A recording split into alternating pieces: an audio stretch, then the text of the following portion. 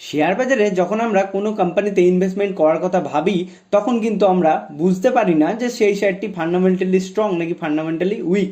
অর্থাৎ কি না, কোনো শেয়ারে ইনভেস্টমেন্ট করার আগে আমাদেরকে কিন্তু সেই শেয়ারের ফান্ডামেন্টালস চেক করে নেওয়াটা খুবই খুবই খুবই দরকার। কেন না, আমরা আমাদের কিন্তু কষ্টের টাকা সেখানে ইনভেস্টমেন্ট করছি, তাই সেখান থেকে আমরা যে কোম্পানিতে ইনভেস্টমেন্ট করছি আমাদেরকে কিন্তু সেই কোম্পানির ব্যাপারে ভালোভাবে জানতে হবে, নইলে কিন্তু টাকা লস হতে পারে, তাই না? তাহলে গাইজ আজকের এই ভিডিওটিতে আমরা কিন্তু জানবো যে কিভাবে কোনো শেয়ারের আমরা ফান্ডামেন্টাল অ্যানালাইসিস করতে পারি। তার আগে বলে রাখি যে দেখুন, এই ফান্ডামেন্টাল অ্যানালাইসিসটি কিন্তু শুধুমাত্র বিগিনার্সদের জন্য। কেন না, ফান্ডামেন্টাল অ্যানালাইসিস কিন্তু শেয়ার বাজারে হিউজ ডেপথে গিয়ে করতে হয়। তাহলে আমি ওপর কিছু ইম্পর্টেন্ট ফ্যাক্টর নিয়ে ডিসকাস করব। তাই আপনারা যদি বিগিনার্স হন এবং কোনো স্টক পারচেজ করার আগে জানতে চান যে সেই শেয়ারটি কি আমাদেরকে নেওয়া ঠিক হবে, ফান্ডামেন্টালি স্ট্রং নাকি উইক, তাহলে আমরা সিম্পল ব্যাপার নিয়ে কিছু কিছু ছোট ছোট ফ্যাক্টর, ইম্পর্টেন্ট ফ্যাক্টর নিয়ে কিন্তু জানবো আজকের এই ভিডিওটিতে। সো ভিডিওটি শুরু করার আগে যারা চ্যানেলে নতুন অবশ্যই চ্যানেলটিকে সাবস্ক্রাইব করে পাশে থাকা বেল আইকনটিতে প্রেস করে নিন। তাহলে চলুন আমরা শুরু করি আজকের ভিডিও।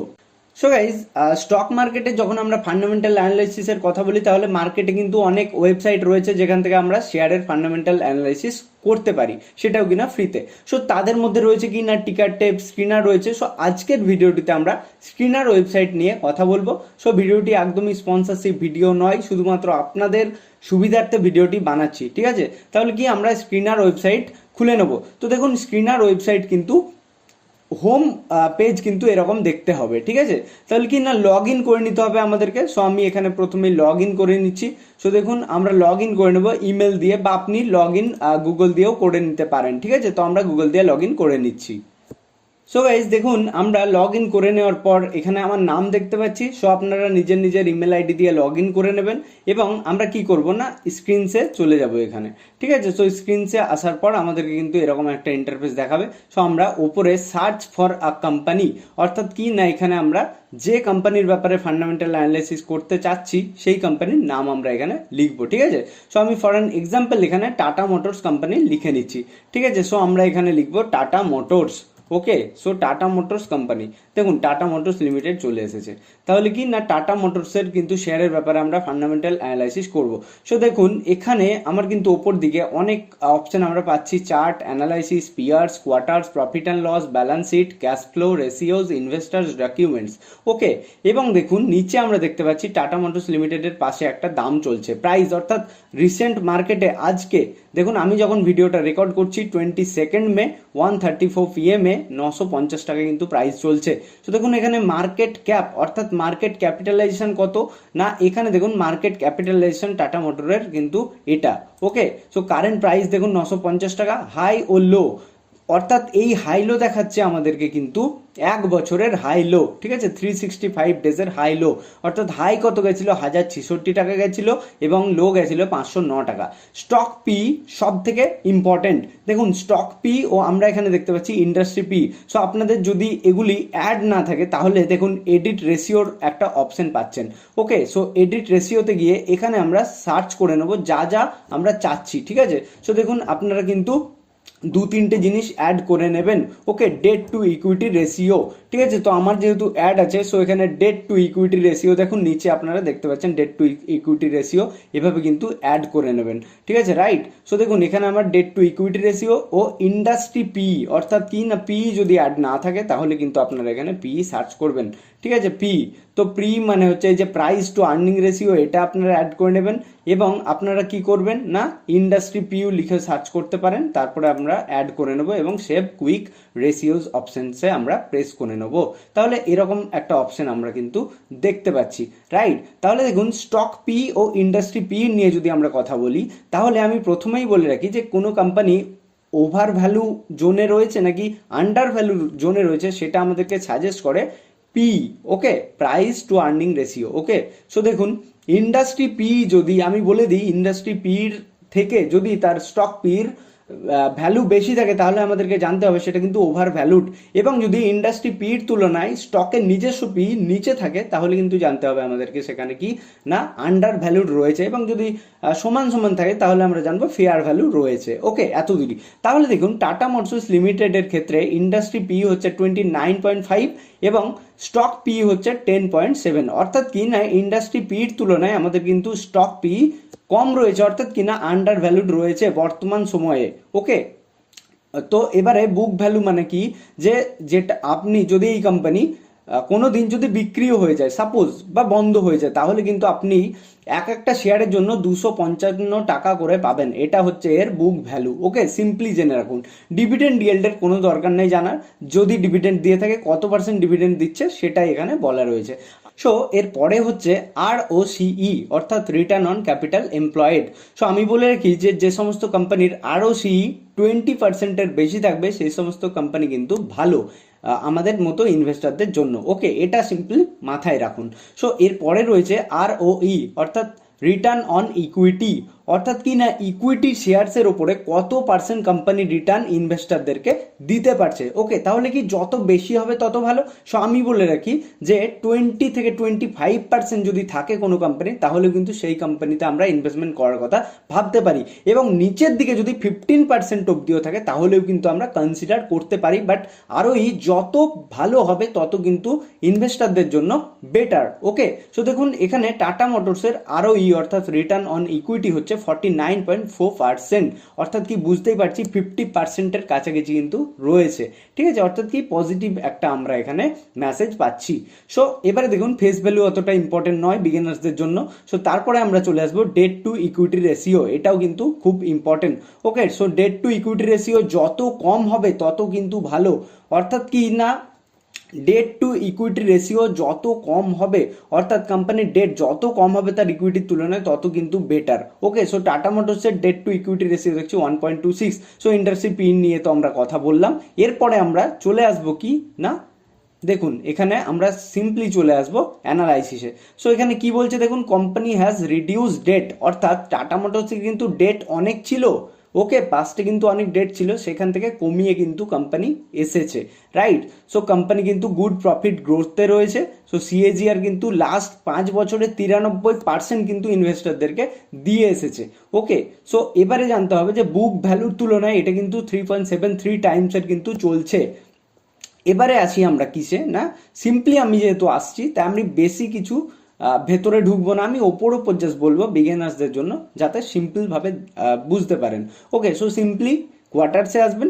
সেলস, প্রথমে বলুন যে কোনো কোম্পানি যদি কেনা বেচা ভালো হয় তাহলে আপনি সেই কোম্পানিকে প্রেফার করবেন, নাকি কোনো কোম্পানির কেনা বেচা একদমই কমে যাচ্ছে আস্তে আস্তে সেই কোম্পানিকে প্রেফার করবেন। অবভিয়াসলি আপনি যেটা গ্রোথে রয়েছে সেটাকে প্রেফার করবেন। দেখুন টাটা মোটরসের ক্ষেত্রে আমরা যদি মার্চ 2021 থেকে বর্তমানে মার্চ 2024 অর্থাৎ 1 বছরের দেখি, তাহলে দেখবো আমরা কি না, দেখুন 88,628 কোটি, তারপরে কমে গেছিল, এগুলোতে কমছিল।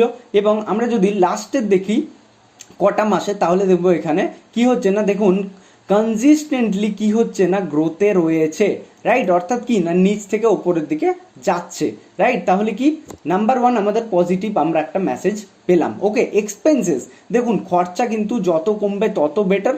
সো দেখুন এখানে কিন্তু খরচা একটু একটু করে বাড়ছে। ওকে, তাহলে কি যেভাবে আমাদের সেলস বাড়ছে খরচা তো একটু বাড়বেই, তাই না। সো এবারে আমরা আসি অপারেটিং প্রফিটে, প্রফিট যত বাড়বে তত বেটার। সো দেখুন এখানে কি হচ্ছে না শেষের কোয়ার্টারে আমরা যদি দেখি জুন 2023 থেকে, তাহলে 13,218, 13,767, 15,418 এবং বর্তমানে 17,135 কোটি টাকা কিন্তু প্রফিটে রয়েছে অপারেটিং প্রফিট। তাহলে কি বেটার। ওকে, সো এবারে দেখুন আমরা যদি পিবিটি লক্ষ্য করি, অর্থাৎ প্রফিট বিফোর ট্যাক্স, ট্যাক্স দেওয়ার আগে কোম্পানির প্রফিট কত ছিল, তাহলে দেখুন এখানেও আমরা কিন্তু দেখছি না ইনক্রিজে রয়েছে, অর্থাৎ এতগুলি কিন্তু পজিটিভ আমরা মেসেজ পাচ্ছি। সব থেকে আর একটা যেটা দেখতে হবে সেটা হচ্ছে নেট প্রফিট। দেখুন এখানে কিন্তু আমরা যদি নেট প্রফিট লক্ষ্য করি তাহলে দেখব কত না, এখানে ভালো করে লক্ষ্য করুন 3,301 কোটি টাকা, 3,832, 7,145, বর্তমানে 17,529 কোটি টাকার কাছে কোম্পানি নেট প্রফিটে রয়েছে। সো আমরা যদি সাইডেরটাই চলে আসি প্রফিট অ্যান্ড লস, তাহলে দেখুন এখানে অপারেটিং প্রফিট গ্রোথে রয়েছে। ওকে, আমাদের যদি নেট প্রফিট দেখি সেখানেও আমরা দেখতে পাবো কত না, দেখুন আমাদের নেগেটিভে ছিল এখানে, সেখান থেকে 2,690 কোটি টাকা পজিটিভে, সেখান থেকে আজ 31,807 কোটি টাকা। সো এখানে কম্পাউন্ডেড সেলস গ্রোথ যদি দেখেন তাহলে দেখবেন 10 ইয়ার্সের 7%, 5 ইয়ার্সের 8%, 3 ইয়ার্সের 21% এবং কারেন্ট মার্কেটে 27%, মানে হচ্ছে ভালো। সো এবারে আমরা চলে আসবো ব্যালেন্স শিটে। সো দেখুন, ব্যালেন্স শিট বলতে কি না, total asset minus total liabilities. কোম্পানির কিছু অ্যাসেট থাকে, সম্পত্তি, এবং কিছু লায়াবিলিটি থাকে, অর্থাৎ খরচা বলতে পারেন, থাকে। ঠিক আছে, তাহলে দেখুন সবসময় মাথায় রাখবেন যে সমস্ত কোম্পানির লায়াবিলিটির তুলনায় অ্যাসেট অনেক বেশি রয়েছে সেই সমস্ত কোম্পানি কিন্তু ভালো। কেননা কোম্পানি যদি ফিউচারে কোনো খারাপ কিছু ব্যাপার চলে আসে তাহলে যেন কোম্পানি অ্যাসেট বিক্রি করে আপনাকে তার টাকা মেটাতে পারে। সো এবারে আমরা আসবো ক্যাশ ফ্লোতে। দেখুন ক্যাশ ফ্লো খুবই ম্যাটার করছে, যে ক্যাশ কি ফ্লো হচ্ছে পজিটিভে নাকি নেগেটিভে। সো এখানে দেখুন মার্চ 2023-এ কিন্তু নেগেটিভে ছিল, সেখান থেকে বর্তমানে 8,881 কোটি টাকার কাছে পজিটিভ কিন্তু রয়েছে। ওকে, ক্যাশ ফ্লো। সো এই গেল আমাদের কিন্তু পুরোপুরি ব্যাপার। তাহলে অ্যাজ আ বিগেনার আপনারা কি কি দেখবেন আমি আবারও বলে দিচ্ছি। প্রথমে দেখবেন স্টক পি, ইন্ডাস্ট্রি পি। যদি ইন্ডাস্ট্রি পির তুলনায় স্টক পি কম থাকে তো বেটার, বেশি থাকলে কিন্তু একটু ভয়ের কারণ কিন্তু সেখানে রয়েছে, অর্থাৎ কারেকশনের কারণ কিন্তু রয়েছে।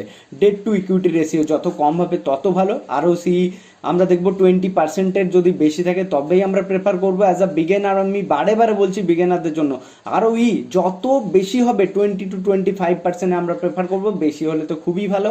ওকে, এত দূর। সো এরপরে আমাদেরকে কি দেখতে হবে না, আমাদেরকে কোয়ার্টার রেজাল্ট দেখতে হবে যে কোম্পানি কি গ্রোথে রয়েছে নাকি কোম্পানির প্রফিট কিন্তু রিডিউসিং এ আছে। ওকে, অর্থাৎ রিডিউস হচ্ছে, কমছে। ওকে, তারপরে আমরা কি দেখবো, প্রফিট অ্যান্ড লস চেক করবো, ক্যাশ ফ্লো দেখবো।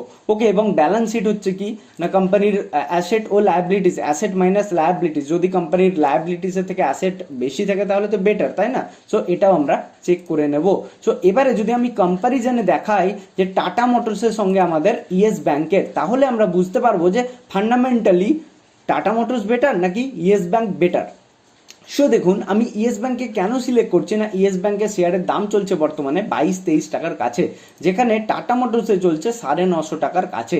তাহলে কি আপনার কাছে যদি 2000 টাকা রয়েছে তাহলে কি আপনি টাটা মোটরসের মাত্র 2টো শেয়ার কিনতে পারবেন, সে জায়গায় আপনি ইয়েস ব্যাংকের কটা শেয়ার কিনতে পারবেন না 10টা শেয়ার কিনতে পারবেন। ওকে, সো আপনি 2টো শেয়ার কিনবেন নাকি আপনি 100টা শেয়ার কিনবেন। অবভিয়াসলি অ্যাজ আ বিগিনার আমরা 100টা শেয়ার কিনতে চাইবো, কিন্তু তার আগে সবসময় কোশ্চেন করবেন যে আপনি যদি 2টো শেয়ার কেনেন তাহলে সেখান থেকে যদি মার্কেট 950 থেকে মার্কেট যদি 50% পড়ে, মানে 450 টাকায় কিন্তু আসতে হবে। বাট ইয়েস ব্যাংকে কি না 22 টাকা থেকে 11 টাকা কমলেই আপনার 50% লস হয়ে পড়ছে, সেটা কিন্তু মাথায় রাখতে হবে। ওকে, সো দেখুন এবারে আমরা যদি ফান্ডামেন্টাল অ্যানালাইসিস করি অর্থাৎ কম্প্যারিজন করি তাহলে কি দেখবো না, দেখুন এখানে টাটা মোটরসের ইন্ডাস্ট্রি পির তুলনায় স্টক পি কিন্তু কম রয়েছে, অর্থাৎ কি না আন্ডার ভ্যালুড রয়েছে, ইনভেস্টমেন্টের জন্য ভালো। এবং এখানে দেখুন ইয়েস ব্যাংকের ইন্ডাস্ট্রি পি হচ্ছে 12-এর কাছে রয়েছে, বাট স্টক পি 53.6, অর্থাৎ কি দেখছি ওভার ভ্যালুড হয়ে গেছে আমাদের। ওকে, সো দেখুন এখানে আরওসি 6.29%, যেখানে আমরা টাটা মোটরসে দেখছি 20% বেটার। ওকে, তাহলে কি ইয়েস ব্যাংকের ক্ষেত্রে আমরা দেখছি কম। আরওই দেখুন মাত্র 3.23%, যেখানে টাটা মোটরসের 49.4%। ওকে, এবারে দেখুন ডেট টু ইকুইটি রেশিও দেখুন অনেক বেশি রয়েছে, রাইট? তাহলে কি আমি বললাম ডেট টু ইকুইটি রেশিও যত কম থাকবে তত কিন্তু ইনভেস্টারদের জন্য বেটার। তাহলে কি সমস্ত কিছু এখানে আমরা নেগেটিভে দেখতে পাচ্ছি। ওকে, তাহলে আমরা যদি এবারে আসি আমাদের প্রফিট অ্যান্ড লসে, তাহলে আমরা দেখব ফিনান্সিং প্রফিট দেখুন প্রত্যেকটাই নেগেটিভেই রয়েছে, কোম্পানি কিন্তু নেগেটিভেই চলছে। একদিন কিন্তু ইয়েস ব্যাংকের শেয়ারে ভালো দাম ছিল, সেখান থেকে কিন্তু মার্কেট অনেক ক্র্যাশ করে গেছে, বর্তমানেও কিন্তু অনেক লোতে চলছে। কেন না দেখুন ফাইন্যান্সিয়াল চেক করলেই আমরা দেখতে পাচ্ছি কি না নেগেটিভের প্রফিট রয়েছে, এবং পিবিটি দেখুন বর্তমানে একটু পজিটিভ হয়েছে, বাট নেট প্রফিট দেখুন সেরকম কিছু কিন্তু আমরা রেজাল্ট পাচ্ছি না। ঠিক আছে, তাহলে কি না একবার গ্রোথে আসছে একবার ডাউনে, একবার গ্রোথে একবার ডাউনে, অর্থাৎ কি না কনসিস্টেন্সি আমরা কিন্তু দেখতে পাচ্ছি না। সো 10 ইয়ার্সের কম্পাউন্ডেড সেলস গ্রোথ দেখুন 11%, ঠিকঠাক। 5 ইয়ার্সের নেগেটিভে রয়েছে -1, 3 ইয়ার্সের 11%। ওকে, তাহলে কি দেখছি এখানেও কিন্তু কনসিস্টেন্সি কিছুই আমরা পাচ্ছি না। ওকে, তাহলে ক্যাশ ফ্লো যদি আমরা চোখ রাখি তাহলে দেখুন এখানে মার্চ 2024-এ ক্যাশ ফ্লো হচ্ছে নেগেটিভেই রয়েছে 16 কোটির কাছে।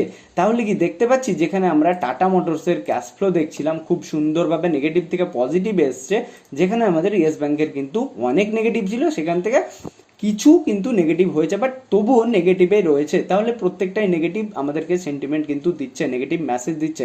তাই আমরা সবসময় কোম্পানির প্রাইস দেখে ডিসাইড করব না যে কোন কোম্পানিতে আমরা ইনভেস্টমেন্ট করব, কোনটার বেশি শেয়ার পাবো। আমরা কিন্তু ফান্ডামেন্টালস চেক করব। কেন না, আপনি আপনার কষ্টের টাকা কিন্তু ইনভেস্টমেন্ট করছেন, তাই সেখান থেকে 1 টাকা গেলেও কিন্তু আপনার খুবই খারাপ লাগবে, যে কারণে কোম্পানির ভিতরের ব্যাপার সম্বন্ধে কিন্তু জানতে হবে। সো বেসিক্যালি দেখুন, ফান্ডামেন্টাল অ্যানালাইসিসের কিন্তু হিউজ ডেপথ আছে, হিউজ নলেজ গেইন করতে হয়।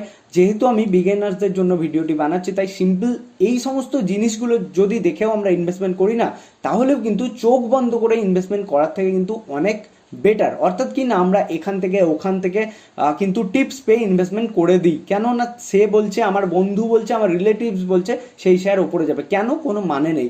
আপনি সেই সমস্ত শেয়ারগুলোকে ফান্ডামেন্টাল অ্যানালাইসিস করে নিন, এইভাবেই স্টক পি দেখে নিন। আপনি দেখুন কোম্পানির প্রফিটে রয়েছে নাকি লসে রয়েছে, ওকে, কোম্পানির কোয়ার্টার রেজাল্ট চেক করে নিন, দ্যাটস ইট। এর বাইরে কিন্তু কিছু জানতে হবে না অ্যাজ আ বিগিনার। অর্থাৎ কি, চোখ বন্ধ করে ইনভেস্টমেন্ট করার থেকে জেনে শুনে ইনভেস্টমেন্ট করাটা কিন্তু অনেক বেটার। সো এরপরে যদি অ্যাডভান্স ফান্ডামেন্টাল অ্যানালাইসিস চান, তাহলে অবশ্যই কমেন্ট বক্সে কমেন্ট করে দেবেন। আমি কিন্তু আরও ডিটেলসে ফান্ডামেন্টাল অ্যানালাইসিস এর ভিডিও কিন্তু বানিয়ে দেবো, ঠিক আছে? সো গাইজ, এই ছিল আজকের বেসিক্যালি ভিডিও। সো ভিডিওটি কেমন লাগলো অবশ্যই কমেন্ট বক্সে কমেন্ট করে জানান। ভালো লাগলে লাইক করে ফ্রেন্ডস ও ফ্যামিলি মেম্বারদের সঙ্গে শেয়ার করে দিন। আর যারা চ্যানেলে নতুন, অবশ্যই চ্যানেলটিকে সাবস্ক্রাইব করে পাশে থাকা বেল আইকনটিতে প্রেস করে নিন। চলুন, দেখা হচ্ছে পরবর্তী ভিডিওতে। ততক্ষণের জন্য সবাই ভালো থাকবেন, সুস্থ থাকবেন। ধন্যবাদ।